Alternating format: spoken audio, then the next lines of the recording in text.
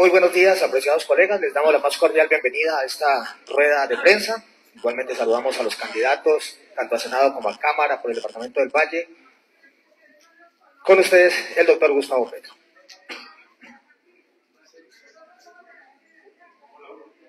Bueno, yo en la rueda de prensa no vamos a hacer aquí una intervención, sino recibir las preguntas de la prensa que está aquí presente. Entonces, presentamos. Ok. Entonces, en ese orden de ideas y de acuerdo a cómo se inscribieron, Andrea Mesa de Caracol Radio.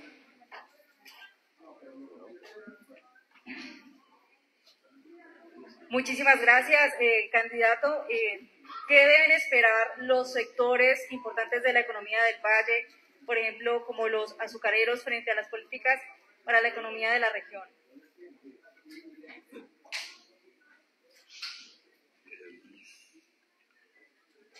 Nosotros pretendemos para el Valle del Cauca primero un rescate social. Las estadísticas, pero todas las estadísticas de línea de pobreza, pobreza extrema, desigualdad social, desempleo, son crecientes en los últimos 3 años. Es decir, el Valle del Cauca está sufriendo una catástrofe social. Y resolver esa catástrofe social que se mide en crecimiento del hambre, del desempleo, de la desilusión, es la primera prioridad en los primeros días del próximo gobierno. Un plan de emergencia para reducir el hambre a 0 en Colombia. Y una política económica que esté priorizando los puestos de trabajo en Colombia, que implica una política arancelaria diferente, que proteja el empleo en Colombia, que implica una distribución de las capacidades productivas que tienen que ver con el saber, la educación, que tienen que ver con el crédito, que tienen que ver con los espacios, para que mucha más gente, aquí están las estadísticas, efectivamente, mucha más gente pueda tener capacidad de producir en el Valle del Cauca. Aquí, estas son las estadísticas DANE. La pobreza monetaria pasó del 24,7 de 2018 a 34,5 de 2020. La pobreza extrema pasó de 5,7 a 14,2%. 14,2% de la población del Valle está en pobreza extrema. Todas las demás estadísticas, el coeficiente Gini pasó de 0,46 a 0,51, es decir, aumentó la desigualdad social en el Valle del Cauca. Y esto es lo que nos lleva a plantear, uno, la existencia de una catástrofe social, que no es solo el Valle del Cauca, estas estadísticas recorren todo el país, en unas regiones más que en otras. Es la realidad de Colombia hoy. Colombia se ha convertido en un país del hambre. Y por tanto, el plan de emergencia contra el hambre es fundamental. El plan de emergencia contra el hambre es una política de seguridad. Ahora, cuando hablamos de dotar a la población de instrumentos, de la capacidad para poder producir, que implica tierra, que implica agua, que implica conectividad, que implica conocimientos, que implica créditos.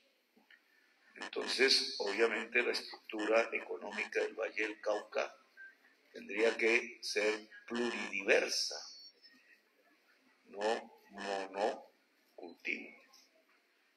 Pero esto no se logra imponiéndolo desde el gobierno, sino a través de una política de estímulos y desestímulos. Es necesario que la plataforma productiva del Valle del Cauca sea más diversificada para lograr que la capacidad productiva del Valle del Cauca se amplíe, logre más gente con capacidad productiva en todo el departamento, y por eso vía disminuir todos estos datos que arroja el DANE, que son pues muy negativos para la región. Stephanie de Red Más Noticias.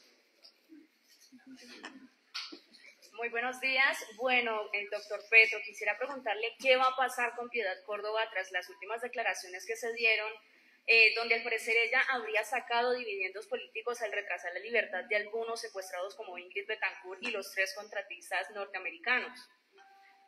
Sí, en mi opinión personal, digamos, Piedad Córdoba estuvo más o menos 3 años en silencio y nunca apareció nada. Solo cuando se vuelve candidata es que vuelve a aparecer el ataque contra ella. Yo no puedo calificarlo ni positivo ni negativamente porque no tengo elementos probatorios en ningún sentido. No estuve de acuerdo en aquella oportunidad con eso que se llamó el cambio humanitario. Me opuse decididamente a ese tipo de práctica porque incentivaba la guerra y no construía la paz. Pero es indudable que la actividad de Piedad Córdoba, que la ejerce por solicitud del presidente Uribe, en ese entonces, salvó vidas humanas. Hay que volver a recoger los archivos de lo que fue aquella época y ustedes encontrarán que fueron decenas de personas las que fueron liberadas cuando el gobierno no quería ni siquiera saber de ellas. Y lograron recuperar su libertad y seguramente salvar su vida, porque en esos, como aconteció con algunas personas, pues podían morir en cualquier bombardeo, en cualquier acción. Yo pienso que Piedad Córdoba salvó vidas humanas. La acusación concreta que se le hace por parte de una persona que trabajaba con ella, que no puede ser, en mi opinión, tramitada en la Corte Suprema de Justicia porque Piedad Córdoba no tiene fuero. La Corte solo juzga a unas personas determinadas, por ejemplo a nosotros, como congresistas. Me parece que tiene una instancia que se creó con ese objetivo, saber la verdad, que es la Justicia Especial para la Paz. La FARC y todos los actores del conflicto, incluso los estatales, tienen la obligación de decir la verdad.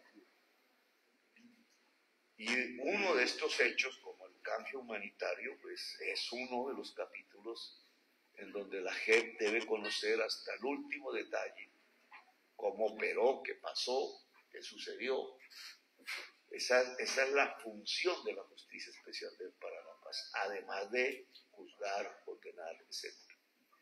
Entonces me parece que la Justicia Especial, y yo lo pediría como presidente de la República, si el pueblo quiere, que la Justicia Especial para la Paz le solicitaría a ese Tribunal de Justicia que desarrolle hasta el último gramo de verdad sobre todo el tema que tuvo que ver con el caso humanitario en Colombia. Lina Cárdenas de RCN. Precandidato, ¿cómo está su situación de seguridad pues, ante las denuncias de que a sus contradictores solo les queda el fraude o la eliminación? Sí, las encuestas dicen que vamos a ganar, no una, ni dos, ni tres, todas. Las nuestras, las de los otros, las de los medios de comunicación diversos, todas indican lo mismo, vamos a ganar. La única manera de impedir esa victoria es el fraude, que siempre está en los procesos electorales, o la eliminación física, que siempre ha estado en los procesos electorales también. Así que no estoy diciendo nada nuevo, creo que eso tiene más de 1000 ejemplos. El tema del fraude, a propósito de varias publicaciones, se contrató un software de conteo, de cómputo, por la empresa Indra, que es europea, española. Y esta empresa no le dejaron contar desde los datos, desde la mesa misma, sino que simplemente recoge los datos de los call centers de la registraduría cuando ya ha recibido los datos de la mesa. y el fraude se produce en la mesa. Entonces, el software Indra, llamémoslo así, no nos da garantías de que no va a haber fraude en Colombia. La única garantía está en lograr que la información de la mesa, que es la de los votos concretos, y para eso debería exigirse la huella dactilar, la firma en el formulario respectivo. Para eso debe desmontarse completamente el sistema de jurados homogéneos. En la ley lo cambiamos, pero la ley no salió de la Corte Constitucional. Luego, el sistema de fraude sigue vigente en Colombia, que es el jurado homogéneo que determinan los alcaldes, obviamente no todos, pero que hay unos alcaldes que organizan las mesas con jurados contratistas de ellos del mismo partido.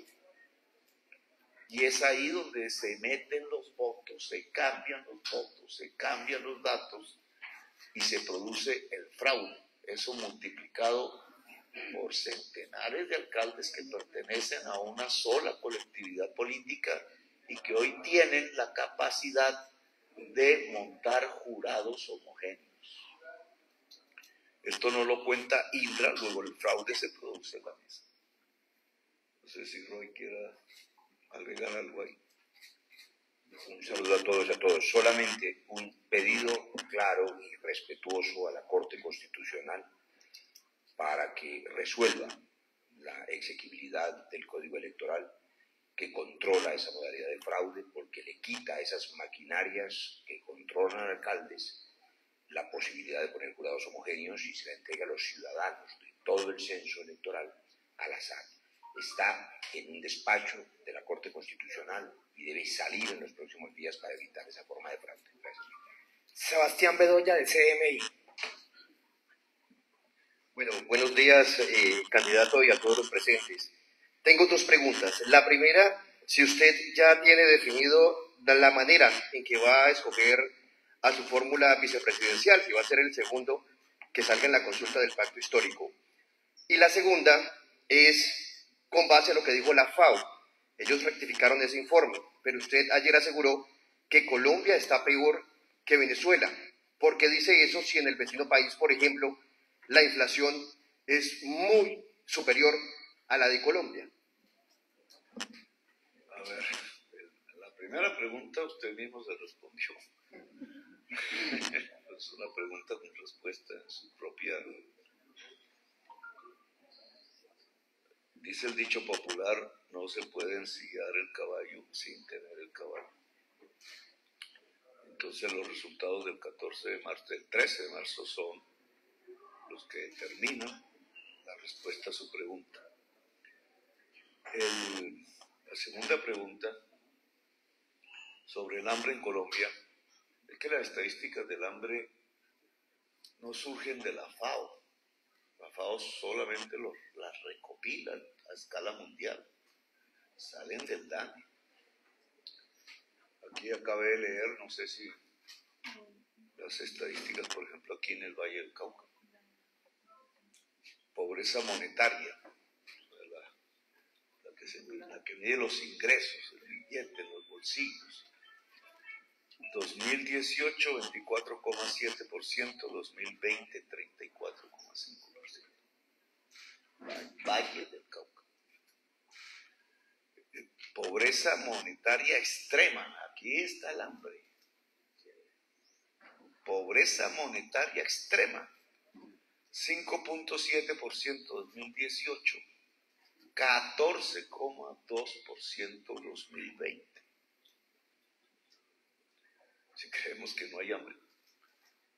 Esto no solamente es las estadísticas frías, de aquí es que sale el informe de la FAO. Pero con base en eso usted sigue manteniendo la posición de que Colombia está peor que Venezuela. Hoy los venezolanos están yendo de Colombia y los colombianos también. Juliana Reyes, de Caracol Televisión. Bueno, precandidato, tengo dos preguntas también. Una, de pronto ya se habló del tema, pero quisiera preguntarle, desde el pacto histórico, de pronto se ha considerado suspender la candidatura de Piedad Córdoba mientras se aclara la situación en la que está. Entonces deberías preguntar si se suspende la de Char, que esa sí tiene pruebas y testigos. Me han denunciado, yo tengo un largo historial, cada semana tengo que ir a la Corte Suprema de Justicia porque ese es mi juez, y cada semana sale alguna noticia de que se cerró, se archivó, se cerró proceso contra Petro, etc. Digamos, si tú en las previas de un proceso investigativo eliminas los derechos políticos de una persona, estaríamos literalmente en una dictadura. Hay momentos en los procesos, no necesariamente hasta la condena definitiva, primera instancia incluso, pero por ejemplo la imputación de cargos, que es un elemento ya donde en un proceso judicial pues hay indicios fuertes, ¿cierto? Hay varios candidatos presidenciales en el tema de la imputación de cargos, y ahí están. Entonces, un poco tu pregunta creo que tiene una marca ideológica muy grande, porque lo que crees que debería hacerse aquí, cuando ni siquiera hay una imputación de cargos, no se hace la pregunta donde sí hay imputación de cargos.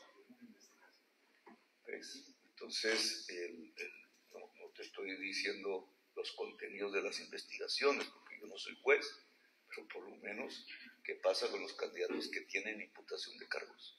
Sí, era una pregunta aprovechando que ustedes estaban aquí. Bueno, usted señaló a través de su cuenta de Twitter que rechazaba los actos que sucedieron con Sergio Fajardo en una universidad de Pereira. Sin embargo, varias personas, incluyendo su community manager, señalaron que se trata de un acto político. ¿Usted qué opina frente a esto? ¿Un acto político? ¿Cuál? ¿Comunicado o...? No, el acto que sucedió con Sergio Fajardo. Sí, pero es que, claro, puede ser un acto político, están actuando sobre un político. Pero una universidad debe permitir el fluir de las ideas. Ese es el concepto de una universidad. Por eso se llama así universidad. El universo de ideas de todo tipo debes tener el alma mater como recinto. Cuando se niega que alguien pueda exponer ideas, nos guste o no nos guste, hay como una contradicción misma con el principio de la universidad. Entonces, por eso yo rechazo el acto, porque una universidad debe permitir el fluir de las ideas. Aquí no estoy hablando de las directivas, que no son las que le quitaron la palabra de hacer, un grupo X. Pero yo pienso que ese acto es rechazable, porque una universidad debe permitir todo el pluralismo ideológico, político, científico, porque esa es la esencia misma del saber. Joiner Silva, de Radio Guadalajara. Doctor Petro, buenos días. La consulta es: ¿qué estrategias tendría si eventualmente usted es presidente de la República ante las alzas de los productos de la canasta familiar? Le hablo hoy de las frutas y de las verduras, de los anuncios, por ejemplo, de Fedepapa. Hoy los productores también de ese tubérculo dicen que no nada más se retiran ante los costos que esto les repercute.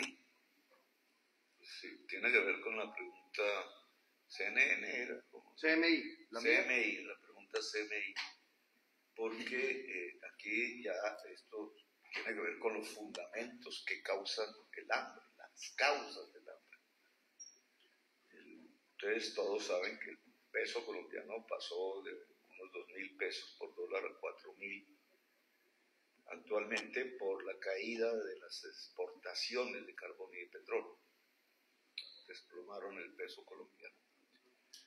Esta devaluación extrema del peso produce un encarecimiento de las importaciones. Razón del hambre. Buena parte de la alimentación que comen los colombianos es importada.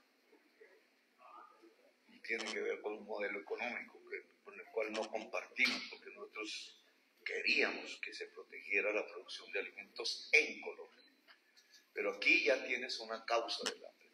Al crecer en pesos los precios de los alimentos importados, las familias con menos ingresos no pueden comprar lo suficiente y aparece el hambre.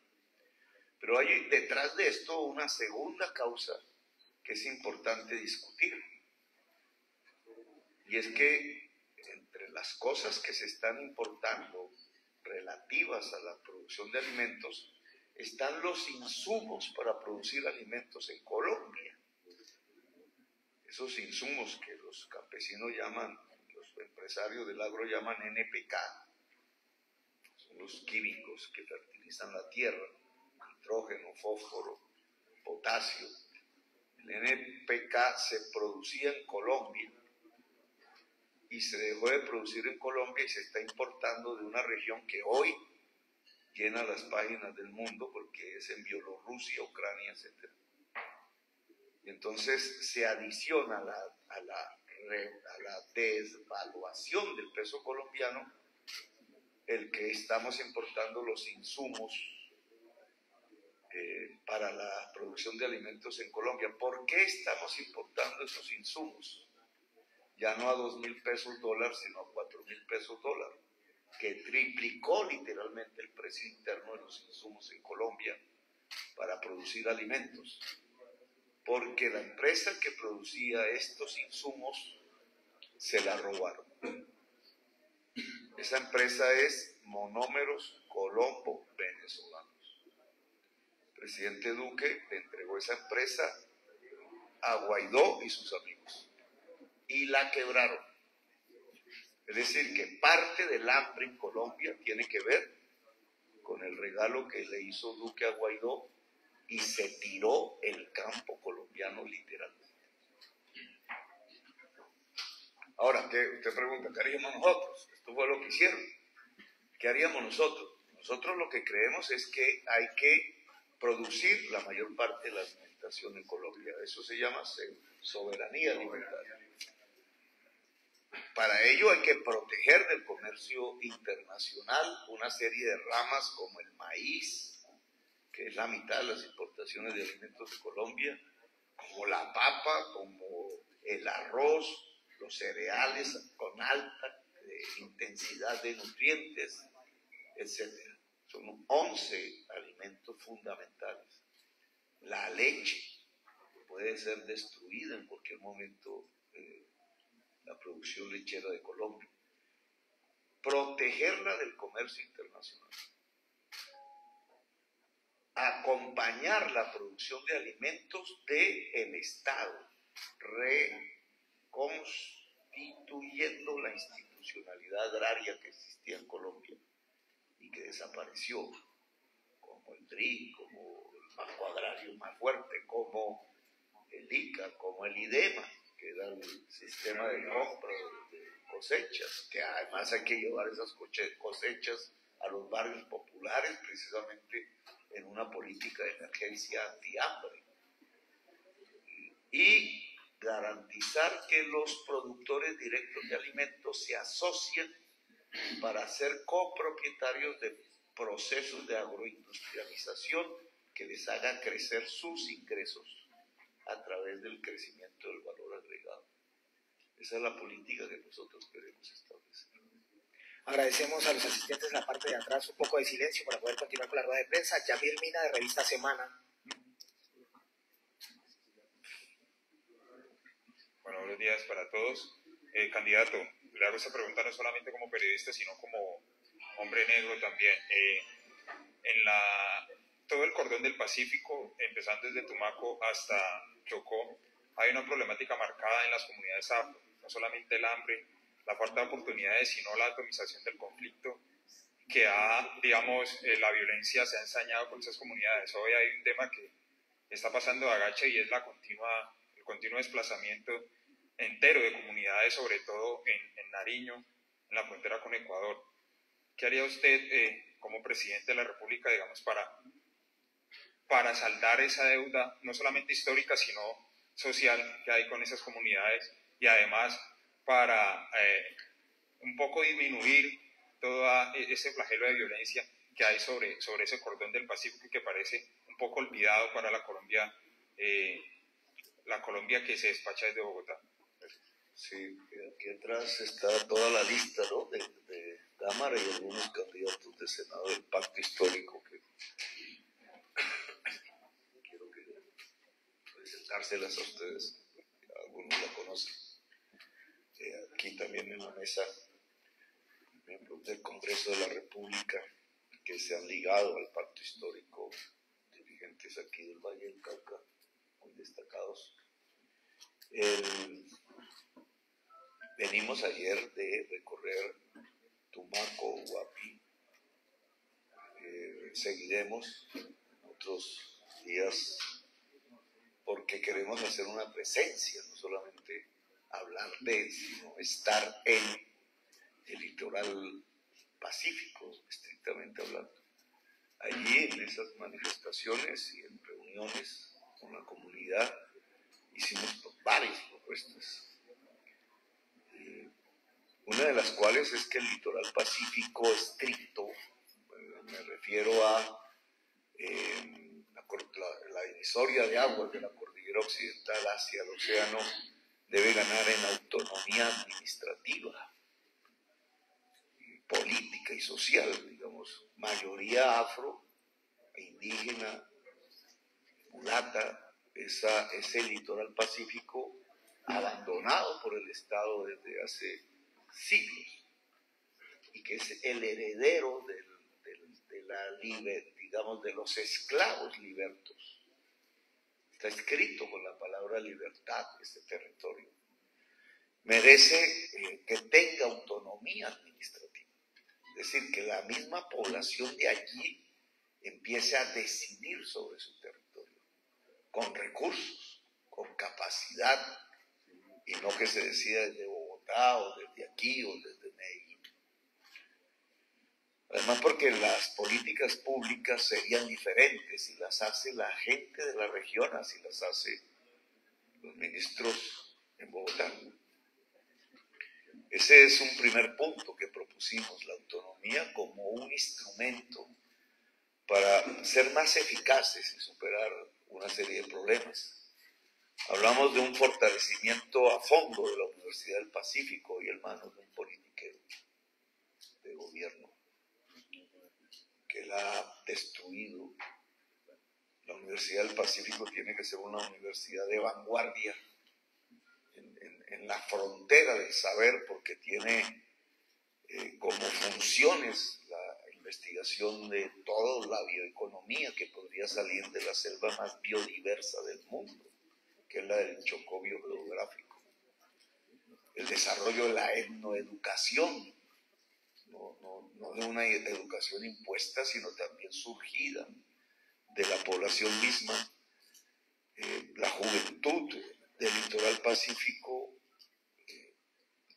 en mi gobierno accederá, y ese es el primer paso prioritario, a los círculos de educación superior de alta calidad, que es una forma de indemnización, pero además es un instrumento para construir lo que podría llamarse un desarrollo no impuesto, un etnodesarrollo en la zona. Allí hablamos del desarrollo pesquero, en Tumaco, por ejemplo. Está buena la música. El puerto de Tumaco. Tumaco tiene 1001 problemas. Entre otras, podría ser arrasada en uno de los peores desastres que podría tener el país, porque está a 300 kilómetros de la falla de San Andrés.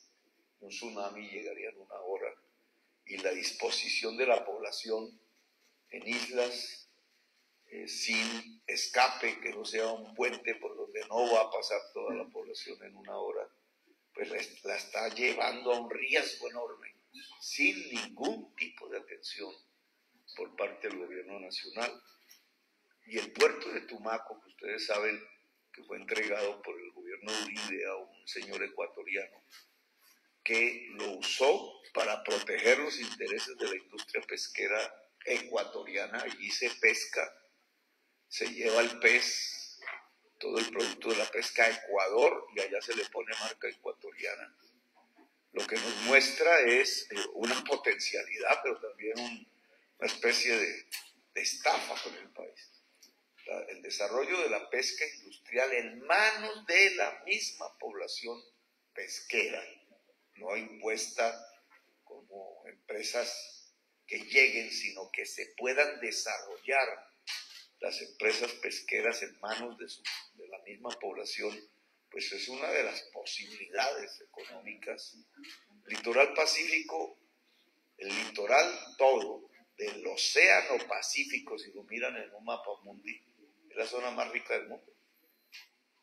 China, Singapur, Japón, por el lado, ese viene a ser el lado izquierdo, toda la costa oeste de los Estados Unidos, México, Chile, la única franja pobre del litoral pacífico es Colombia, ninguna más.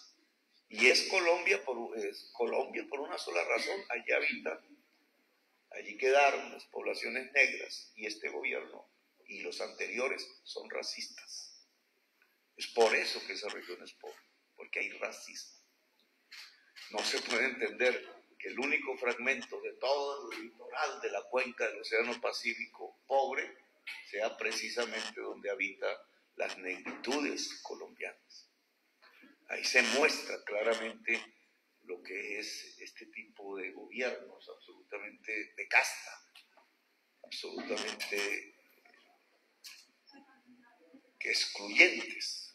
Entonces, la prioridad de nuestro gobierno es el litoral pacífico, porque es la forma de indemnizar colectivamente la esclavitud, que fue uno de los grandes desastres que se ocasionó sobre la humanidad hace unos siglos.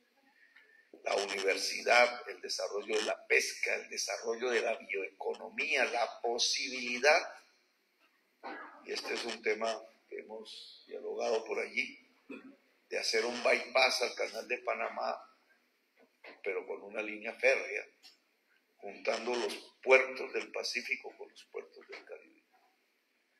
La geografía colombiana lo permite, y el primer beneficiario de eso, porque por ahí pasaría una buena parte de la producción mundial en contenedores, buscando rapidez que no le da ya al canal de Panamá, y sería financiado por ese comercio internacional. El peaje que se cobre sobre ese comercio debe ir al litoral pacífico y al Caribe colombiano para financiar sus sistemas de educación superior, para financiar la bioeconomía en el caso Pacífico y para financiar la reforma agraria en el caso Caribe. Apreciados colegas, en aras de su tiempo y de la agenda, dos últimas preguntas de la prensa alternativa. Alex Pérez. Cordial saludo, senador, de los medios alternativos de los trabajadores de las empresas municipales de Cali. La ley 142 de 1994, diseñada para privatizar específicamente los servicios públicos, y hoy se habla de ciudades inteligentes con la misma acción, de entregársele a los privados. ¿Estaría usted dispuesto a hacer una reforma o derogar esa ley 142 para fortalecer las empresas de servicios públicos de los municipios, en el caso de empresas municipales? Sí, un tema fundamental. Aquí hay varios temas fundamentales en servicios públicos y por tanto tiene que haber una reforma a la ley 142, que esperamos que, si el pacto histórico es mayoría o una bancada fundamental en el próximo Congreso, pues nos ayude a hacerla, porque para eso es que estamos pidiendo el voto, para eso se construyó una lista del pacto histórico al Senado y a la Cámara, para lograr cambiar unas leyes fundamentales que están impidiendo el desarrollo del país y la convivencia de los colombianos, entre esas la de salud, la de pensiones, la de financiación de la educación superior, las laborales que acabaron con la estabilidad laboral, y esta que usted menciona, que es la de servicios públicos y otras. En servicios públicos hay dos temas programáticos que me parecen fundamentales. Uno es la gestión del agua. El agua potable no puede ser un negocio. El agua potable no puede ser una mercancía. Siendo alcalde pude demostrar que se puede establecer un consumo mínimo vital gratuito, en ese caso para el estrato 1 y 2 de la ciudad. Los estratos van a desaparecer en mi gobierno. La clasificación en estratos de la sociedad no es conveniente para una sociedad democrática. Pero allí demostramos que se puede hacer. Y entonces la posibilidad de extender el consumo mínimo vital de agua potable gratuita como derecho al agua en toda Colombia es uno de los temas fundamentales del programa de gobierno. También hay otro capítulo, y esto tiene que ver con que si se hace, pues la mejor gestión que se puede hacer del agua potable en Colombia no es la de la privatización, sino es la de la gestión comunitaria del recurso agua. Ahora, el tema energía eléctrica, que también lo hemos tocado en varias discusiones.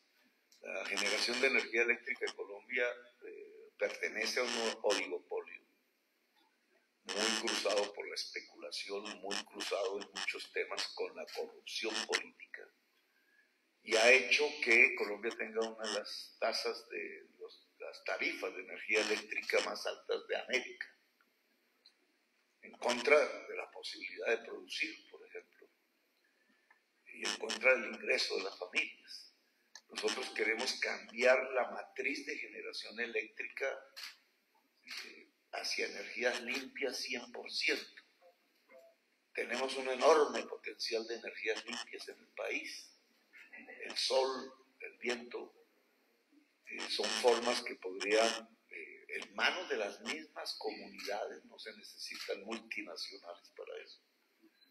A veces no se necesita sino un techo, un programa público de cambiar techos por techos de paneles solares, tratar de masificar el uso del panel solar en el territorio colombiano, allí donde más sol se recibe al año, granjas solares en manos de los municipios, granjas solares, por ejemplo, en manos de las comunidades indígenas guayú, que es donde más sol se recibe en toda Colombia al año, la Guajira, de trabajadores del carbón, porque ahí se va a producir un choque social si no hacemos esos tránsitos, de transformación del minero del carbón empresarial pequeño que hay en Cundinamarca, Boyacá, norte de Santander, hacia, con ayuda del Estado, hacer generadores de energía limpia, energía solar.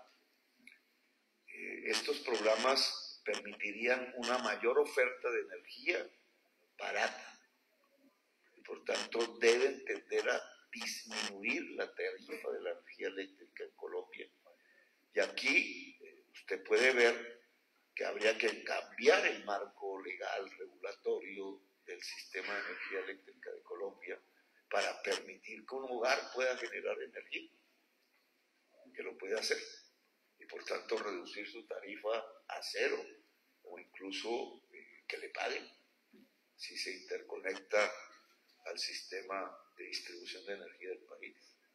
Eso existe en el mundo, existe en Alemania, existe en Estados Unidos, y Colombia tiene mucho más sol que Alemania, que Estados Unidos. Entonces, ¿por qué no lo desarrollamos en Colombia?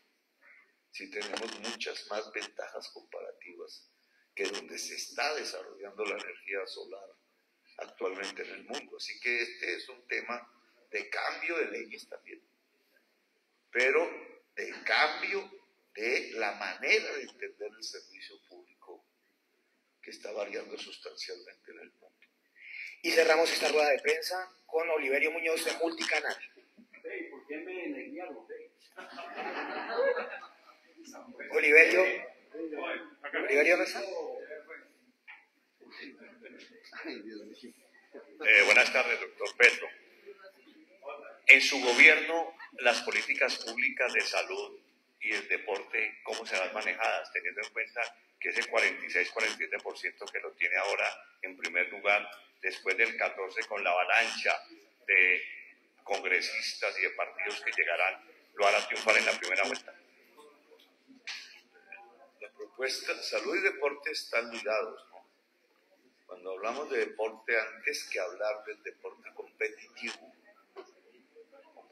como lo dice la Constitución Nacional, hay que hablar de la actividad física generalizada en toda la sociedad colombiana, que obviamente no es competitiva, pero es la base.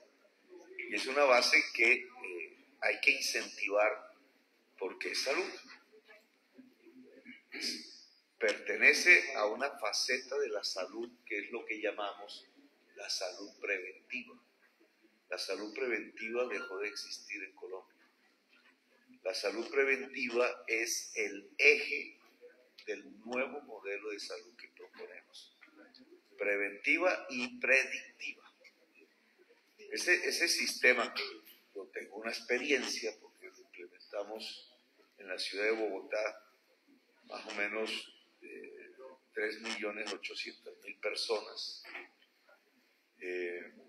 Se lograron 15 millones de consultas en el último año de mi gobierno y todos los indicadores de morbilidad y mortalidad se redujeron en la ciudad de Bogotá, lo que nos muestra que es un sistema eficaz. Ahora lo queremos implementar en todo el país. Es mucho más complejo y costoso. Significa agua potable, significa conocimientos y nutrición, significa en las grandes ciudades mejor aire, significa deporte como actividad física generalizada, significa médicos, médicas, enfermeros que puedan visitar los hogares, por lo menos de 10 millones de familias en todo el país, estén donde estén. Este es un sistema público de salud preventiva que debe tener como resultado una reducción en el mediano plazo de la enfermedad.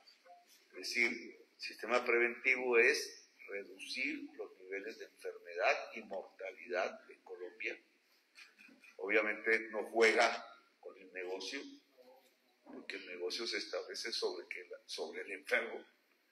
Y aquí se trata de reducir, prevenir la enfermedad. Muchas enfermedades son prevenibles.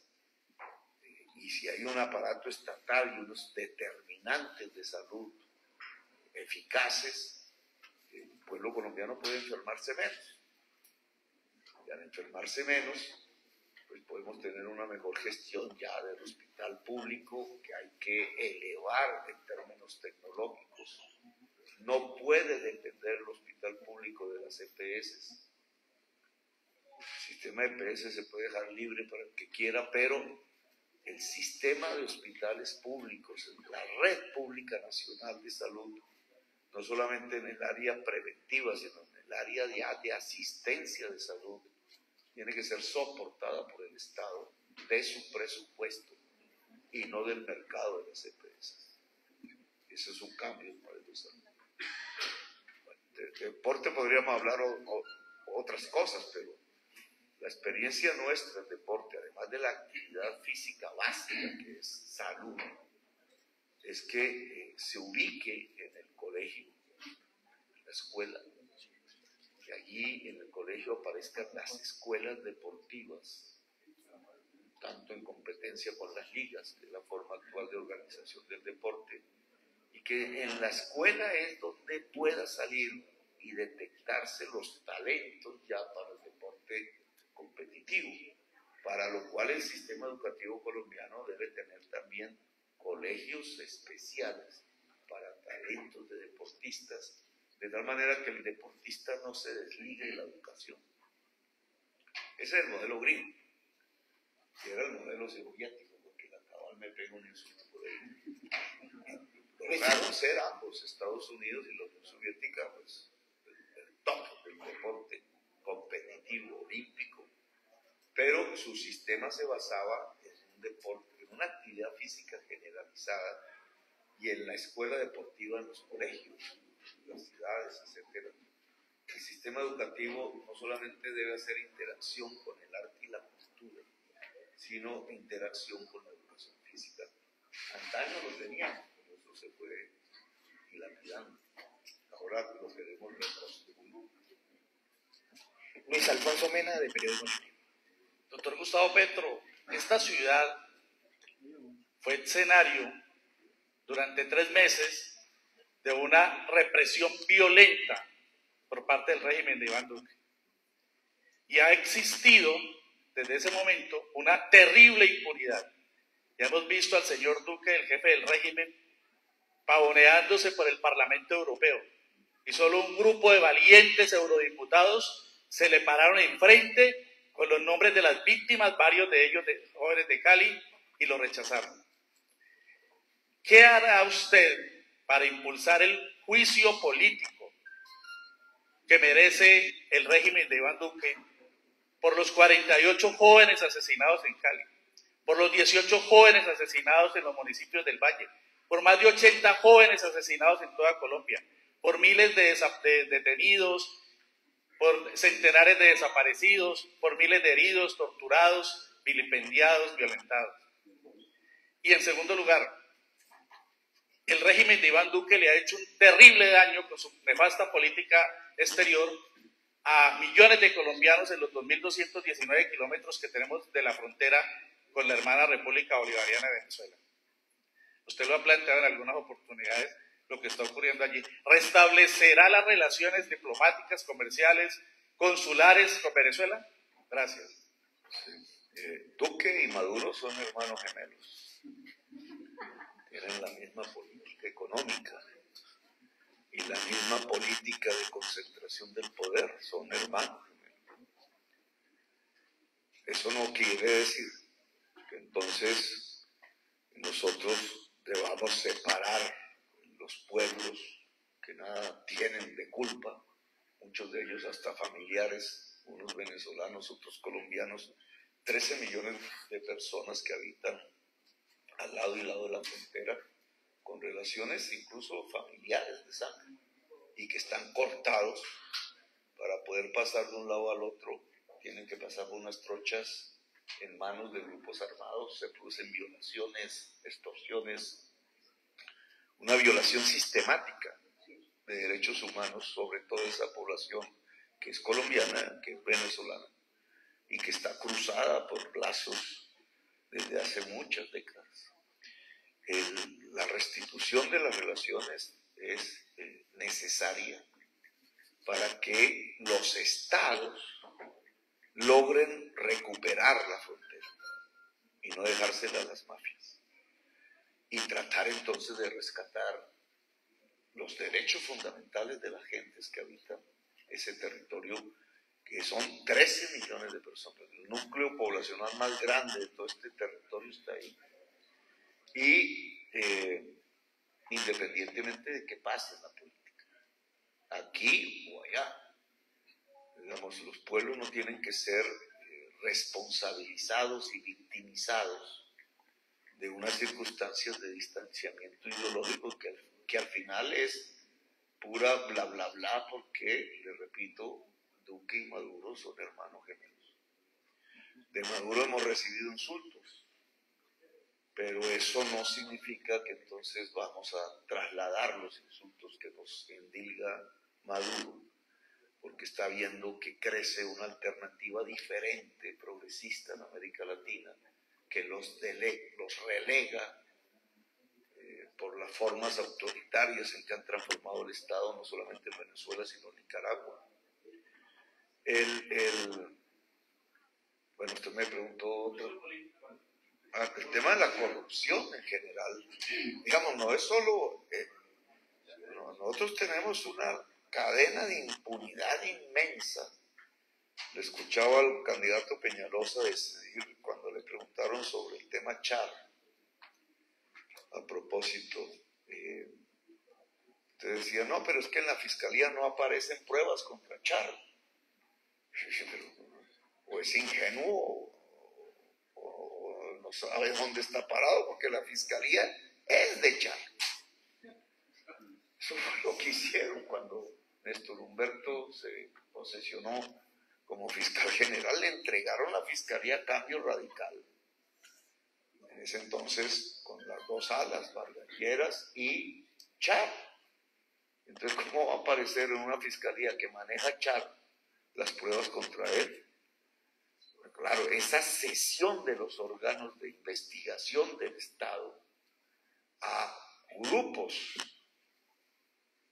políticos y en realidad asociaciones para delinquir. Ese fue mi primer debate sobre la parapolítica en el año 2013 en el Parlamento. En ese entonces el fiscal era Luis Camilo Osorio. Pero eran las asociaciones para delinquir paramilitares las que dirigían la fiscalía. Hoy es Char. Entonces la pregunta es correcta. Ante ese hecho se construye política y estructuralmente la impunidad en Colombia. Y la impunidad es lo que protege el que tengamos un régimen de corrupción gobernándonos. Yo estoy pensando, quiero recoger más datos aún, pero creo que Colombia va a tener, si la Fiscalía no reacciona en la capacidad investigativa que debe tener contra la corrupción, contra los grandes crímenes, pedir, solicitar una comisión de Naciones Unidas de investigación, de apoyo a la investigación para los casos de impunidad y corrupción tal como se hizo en Guatemala. Apreciados colegas, muchísimas gracias por su participación y su asistencia. Los invito